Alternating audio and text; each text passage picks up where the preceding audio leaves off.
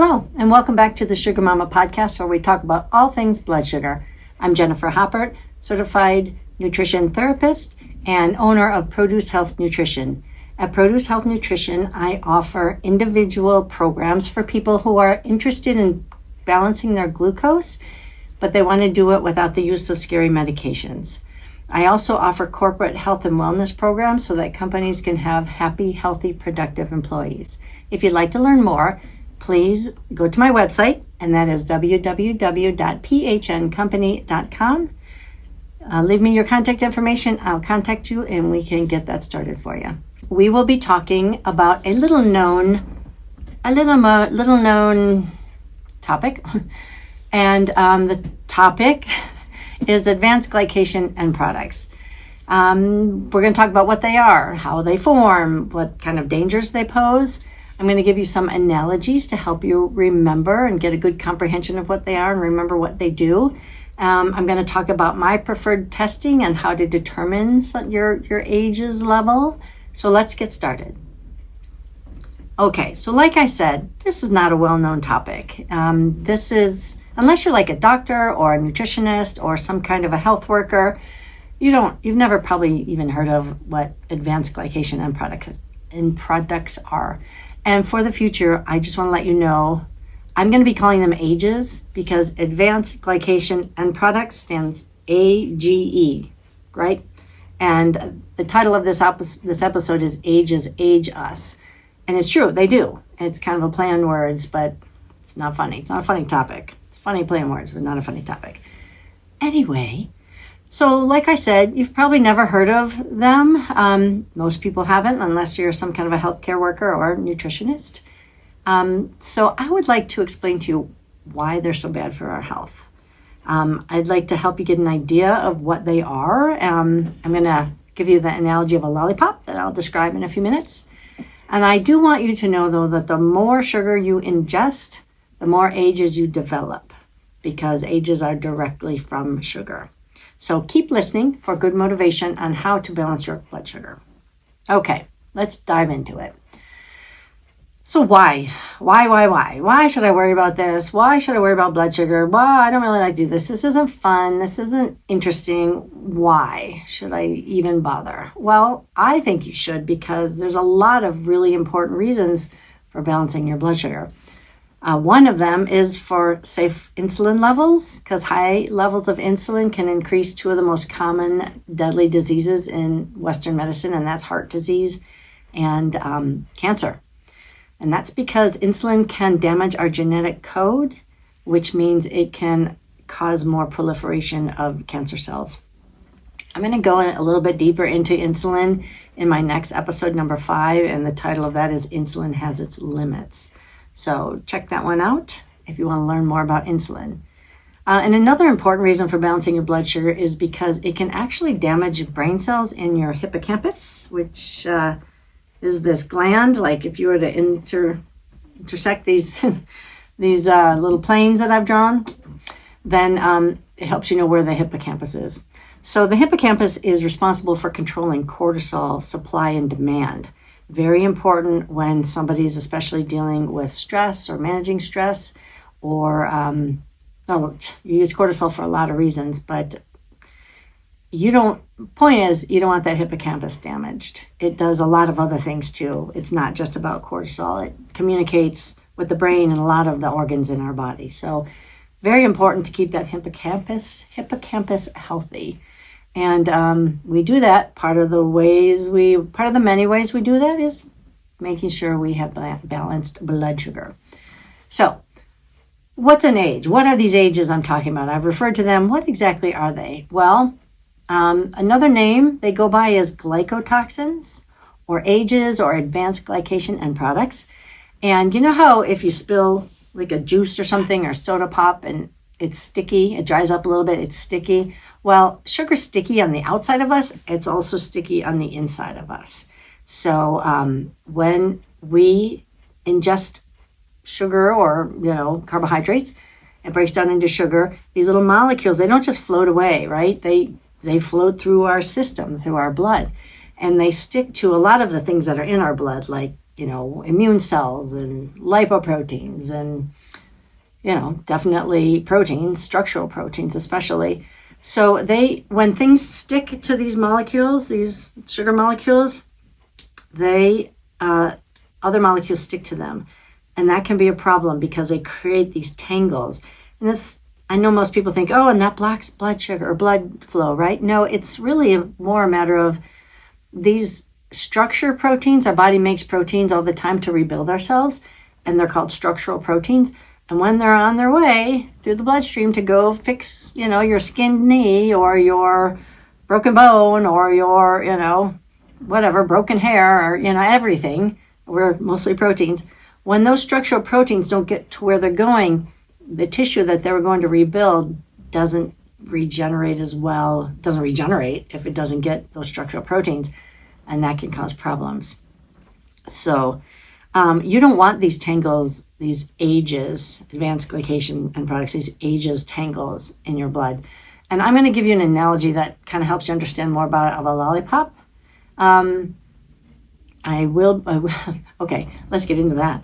So imagine you got a lollipop and you're walking through the house and you've got this shag carpet and maybe you haven't vacuumed in a long time and you've got a couple dogs and cats and you keep your windows open and you live in a dusty environment. I don't know, lots of reasons. So you drop your lollipop in that shag carpet and you pick it up and it's gross, right? It's got like dust and hair and, lint and maybe dead bugs or toenail clippings. I don't know, gross stuff, really gross stuff. But it collects all this stuff, right? And then it's not good. You don't want that anymore. That's kind of what these AGEs do in our system. They collect all those particles and they keep them all in a sticky tangle, right? So one way you may have understand this as, people with diabetes, if their diabetes gets really bad and their blood sugar is really unregulated, you might have heard some of them have to have like a foot amputated. And that is because, let's kind of backtrack. So you have these advanced glycation end products and they stick to the proteins and the proteins don't get to where they're going. Let's say a diabetic person stepped on a piece of glass, right? And because those proteins didn't get to their nerve cells over time, their nerve cells have kind of died. And so they can't feel that they stepped on the glass.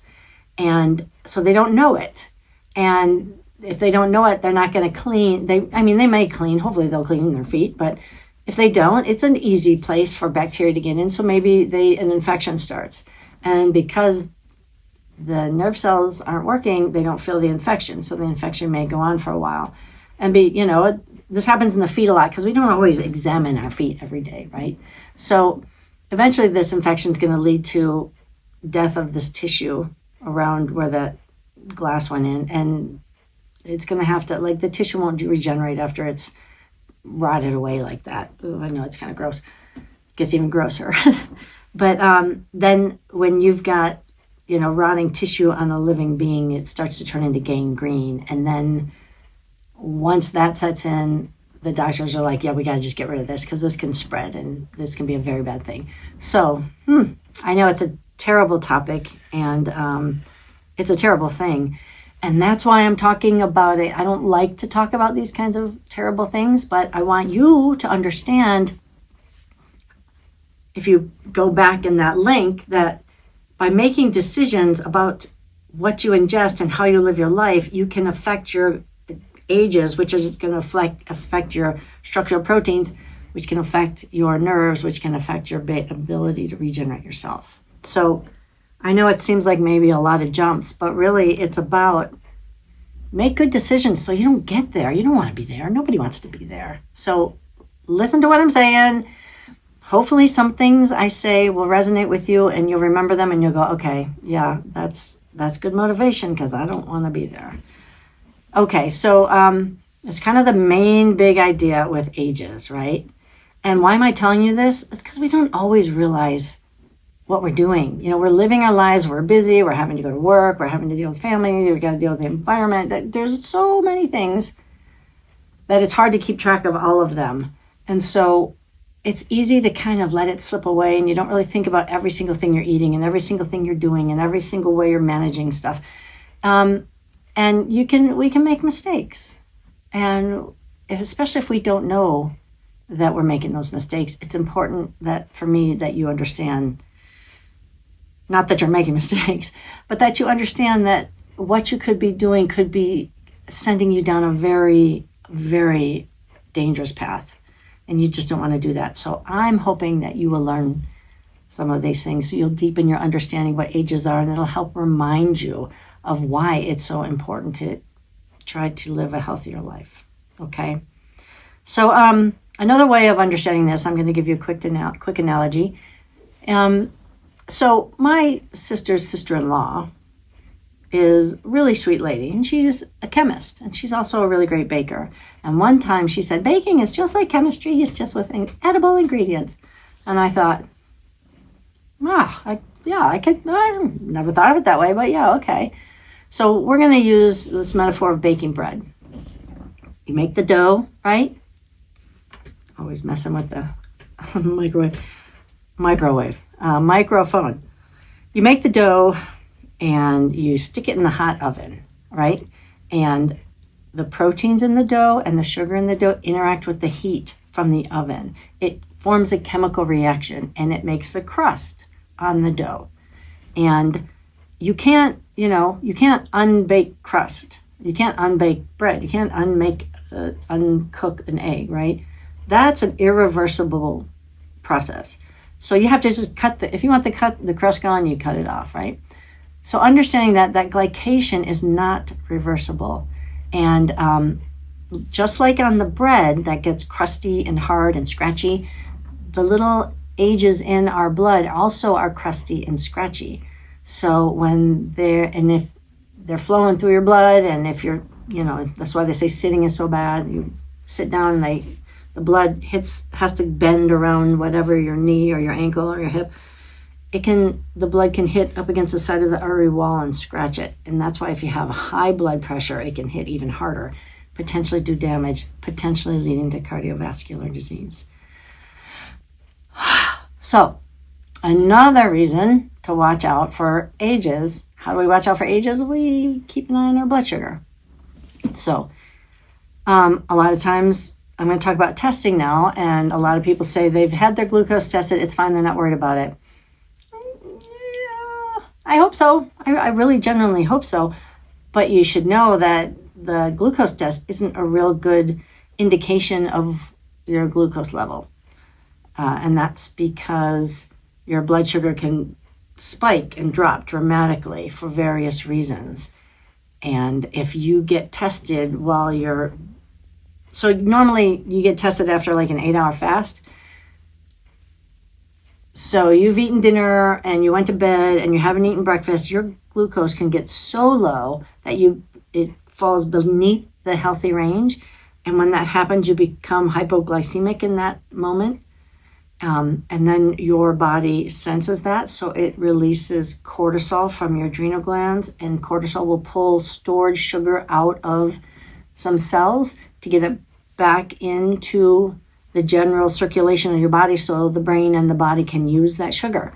So when that happens, that's not an ideal way of, maintaining, of getting blood sugar. But anyway, let's say you haven't eaten in 8 hours and you got too low, your blood sugar got too low, and so the cortisol released the glucose back into the blood, and then it came back up, and that's right, when they tested you, it looks fine, right? No problem. Glucose is fine. Are we sure it's fine? Nobody knows. No, you without the average person living their life is not going to necessarily know that, especially if they've been sleeping through it. I mean, there are signs of low blood sugar, obviously, but in this case, this is me just trying to explain to you why glucose isn't the best test. The better test is the A1C test, and that is because the A1C tests the glycosylation of your red blood cells.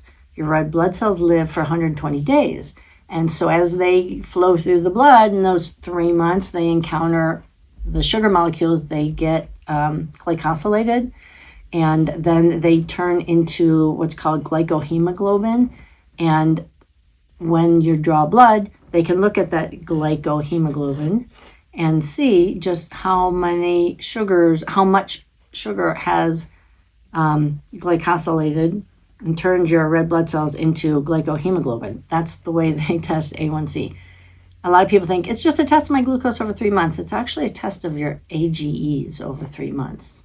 So it's if you have a high A1C, yes, that's used in diabetes. If it's high, you got a high number of ages. So, and again, most people go, oh, that just means diabetes. Yeah, it does. But it also means all the other damage it could be doing too. And we want to make sure that we learn about that, because we don't want our A1C to get too high. Now, there's nothing you can do about let me back that up. I don't want you to freak out if you get tested and you're like, wow, my A1C is too high. Oh my God, it's the advanced glycation. It's damaging me. It's ruining my artery walls. Nothing we can do about the past, right? We can only move on and do better in the future.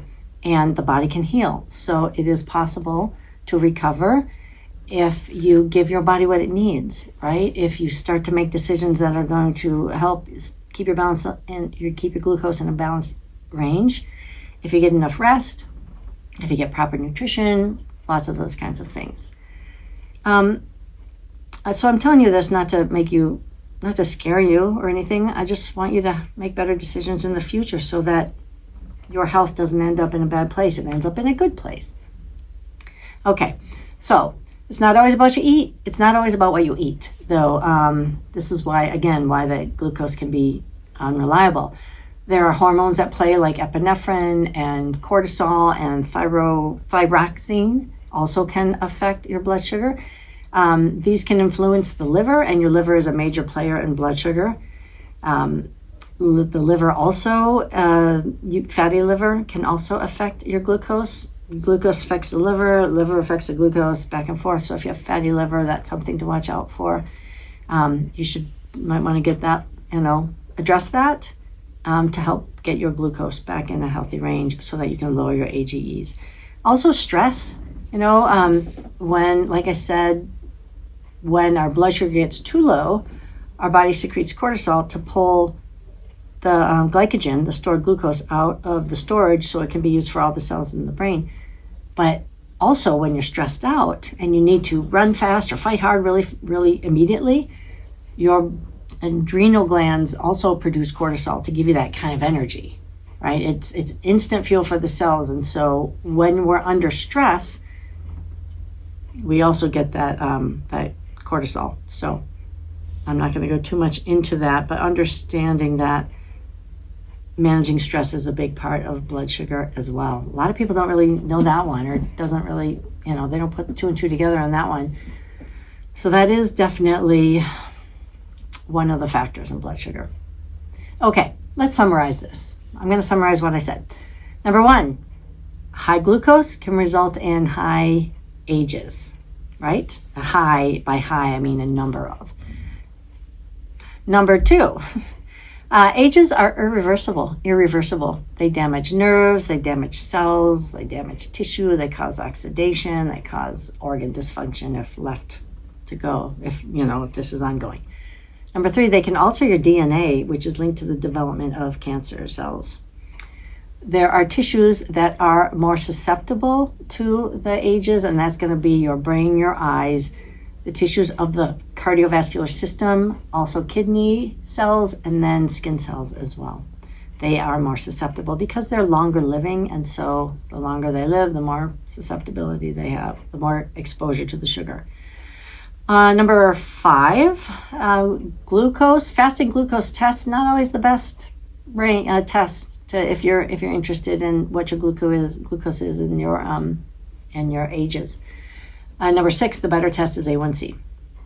Okay, number seven, there are other factors in play besides just diet, but like your liver health and your stress. Those all affect your body's ability to create HEEs. Okay, so I tried to do that quickly. I hope I got everything in. I hope I answered any questions you may have had. So that just about wraps it up on ages. And I hope you learned a lot, because it's really important stuff. I know it doesn't seem like it, but it really is. And if you're thinking, I really need to do something about my blood sugar, and you want to balance it, but you don't want to go on medication, like, share, and subscribe to my podcast, because I'm going to be making more episodes, so you'll be able to learn more about blood sugar. But if you feel you need a personalized one-on-one approach, go on over to my website. That address again is www.phncompany.com. Leave me your contact information. I will contact you. I'll tell you about my 12-week program, where I work with you every single week consistently, and we work on new strategies, we work on motivation, we work on techniques and recipes, and it's a very all-encompassing program. It's quite enjoyable. I think you might, if you do decide to sign up for my program, you're going to find that this is quite doable, and it just builds really great practice, or it builds really great habits. So you practice those habits on a daily basis, and the next thing you know is that you are living the balanced blood sugar life, and it's doable. It's really doable. So give me a call if you're interested in that.